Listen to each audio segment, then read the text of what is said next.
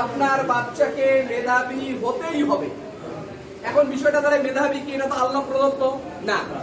মেধাটা দুই ধরনের, একটা হলো আল্লাহ প্রদত্ত গড গিফটেড, আর দ্বিতীয়টা যেটা সেটা হলো যে আপনার জীবন কিভাবে পরিচালিত করেছেন সেটার উপর।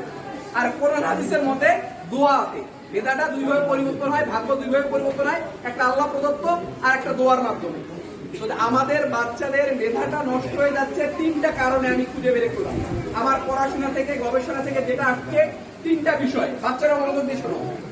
এক নাম্বার বিষয় হলো ভালো খাবার খায় না, খারাপ খাবার খায়। সবার উদ্দেশ্যে বলতে আপনাকেও বলতেছি, এটা তো শুরু হয়েছে পেটের ভিতর থেকে, এখান থেকে না, সমস্যাটা পেটের ভিতর থেকে। বলবো আমি, ভালো খাবার খায় না, খারাপ খাবার খায়, তাহলে কন্ডিশন হলো ভালো খাবার খাওয়াতে হবে, খারাপ খাবার খাওয়া যাবে না, তাহলে মেধা ভালো হবে, ইঞ্জিন ভালো চলবে। এক নাম্বার কন্ডিশন। দুই নাম্বার কন্ডিশন হলো একটা দৈনন্দিন রুটিন মানতেই হবে। মানে আমরা যে মাদ্রাসা থেকে দীর্ঘ গবেষণা করে এখানে অনেকগুলো বিষয় নেওয়া আছে, যদি এই কথাটা বলার মতো ছিল না, তারপরে এখন পরিস্থিতি ভালো আছে বলি।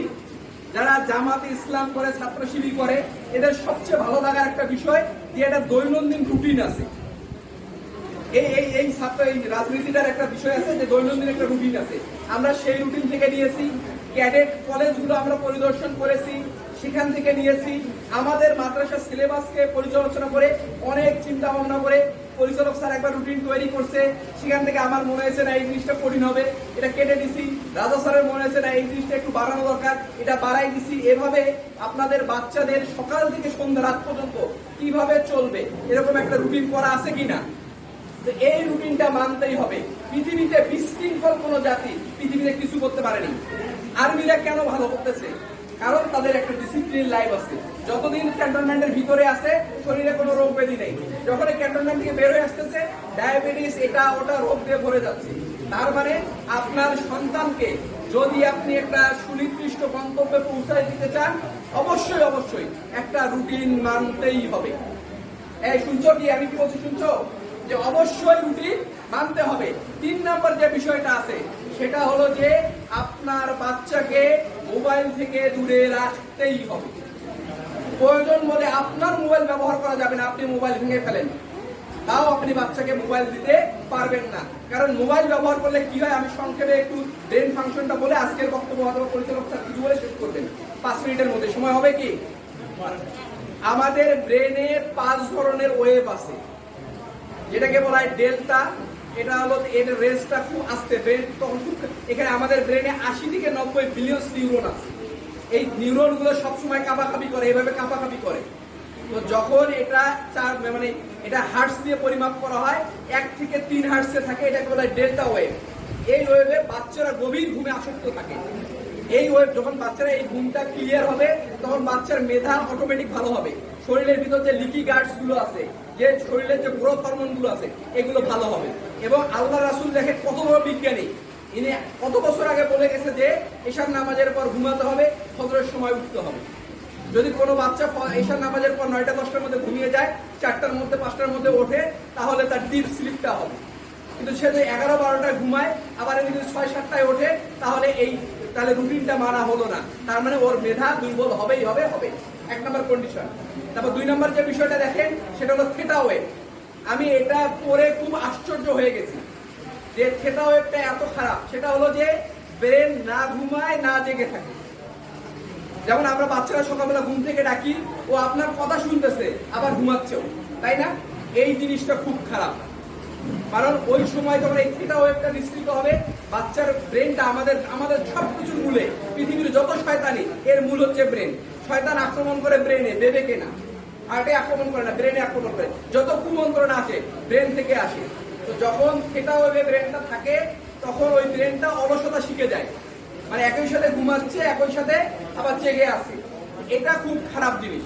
আপনার বাচ্চাকে আপনি যখন বলবেন যে ওঠো, উঠতেই হবে। এটা এই যে যদি এই অভ্যাসটা হয়ে যায় সকালবেলা, তারও ক্লাসে এসে এইদিকে ক্লাসে বসে থাকবে, জানলা দিয়ে বাইরে তাকাবে, একসাথে 2টা কাজ। আবার ক্লাসে বসে থাকবে, বাড়িতে কি রান্না করছে সেটা ভাববে, বা এখানে বসে থাকবে বাড়িতে মোবাইল কি আছে সেটা ভাববে, বা এখানে বসে আছে বাড়িতে গিয়ে কখন মোবাইল হাতে নেবে সেটা ভাববে। তার মানে থিটা ওয়েভে থাকা যাবে না। তো আপনার একটা কথা আমি প্রায় মিটিং এ বলি, আজকে যদি আপনার চোখের রাঙানিতে আপনার বাচ্চার মুভমেন্ট না হয়, ভয় না পায়, এটা নিশ্চিত জেনে থাকেন আজ থেকে 20 বছর পর আপনার বাচ্চা আপনাকে চোখ রাঙাবে, আপনি ভয় পাবেন। এই জন্য আপনার বাচ্চাকে আপনি রুটিন মানার জন্য যখন যা বলবে রুটিনে যা আছে তাই করতে হবে, এখানে কোনো আপোষ নেই। যে তোমার রুটিনে ফজরের নামাজ আছে, নামাজ ওঠো, নামাজ পড়ো, তারপর পড়া আছে পড়ো, বিকেলবেলা খেলা আছে খেলো, পরীক্ষা কালকে আছে, কি যায় আসে, পড়ার দরকার নেই, আসল খেলবে আমি সে খেলা খেলবে। এই জন্য এরপরে যে ওয়েবটা হয় সেটা হলো আলফা ওয়েব। এই আলফা ওয়েবটা মানুষের জন্য একটা নিয়ামক। এই আলফা ওয়েবে যখন মানুষ থাকবে তখন যা করবে তাই মুখস্থ হবে, মাথাটা ঠান্ডা থাকবে। তো আমরা চেষ্টা করি আলফা ওয়েব রাখার জন্য। এই জন্য আমাদের 2 ক্লাসের মাঝখানে 5 মিনিট আমরা ব্রেক রাখছি, বাচ্চারা ওখানে ঘুমায়, তখন আলফা ওয়েব আসে। কোরআন দেখেন আল্লাহর কি মুজিজা, কোরআন তেলাওয়াত করলে আলফা ওয়েব হয়, দোয়া করলে আলফা ওয়েব ব্রেন থেকে আসে। আপনি যখন নামাজ পড়বেন আলফা ওয়েব আসে, আপনি যখন ব্যায়াম করবেন আলফা ওয়েব আসে, আপনি যখন জিকির করবেন আলফা ওয়েব আসে।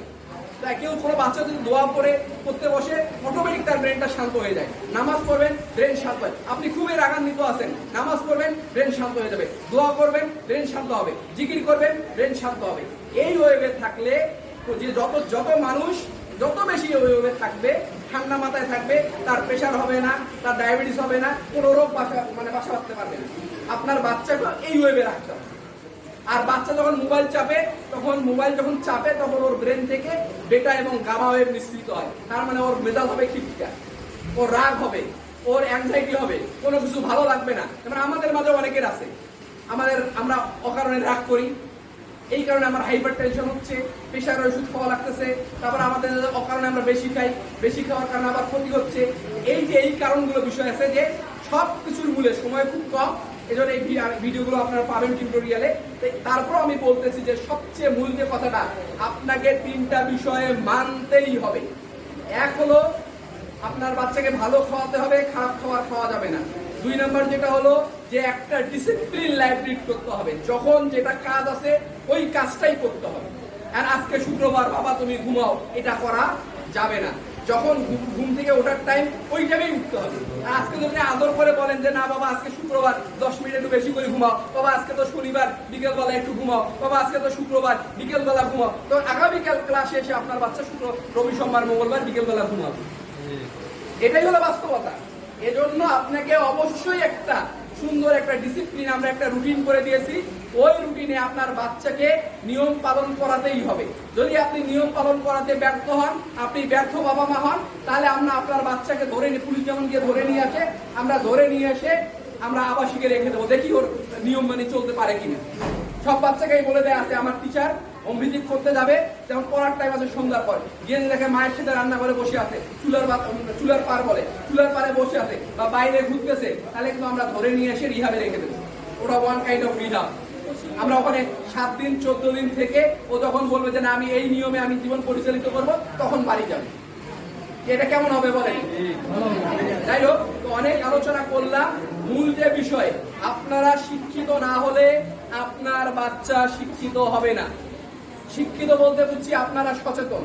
শিক্ষিত বলতে আপনাকে আমি বুঝাচ্ছি যে আপনি জানেন কিভাবে বাচ্চা মানুষ করতে হয়। আপনি ইউটিউবে সার্চ দেন যে বাচ্চাকে কিভাবে মানুষ করতে হয়, বাচ্চাকে কিভাবে, বাচ্চার সাথে কি রকম আচরণ করতে হয়। এই বিষয়গুলোর প্রতি একটু গুরুত্ব দেবেন। আর এটা সর্বোচ্চ গুরুত্ব দেবেন যে আপনার বাচ্চা যদি আপনার সামনে এখন খারাপ ব্যবহার করে, আপনি আপনার সর্বোচ্চ শক্তি দিয়ে ওদেরকে পিটাবেন। আর যদি আপনি এটা প্রশ্রয় দেন, তাহলে ভবিষ্যতে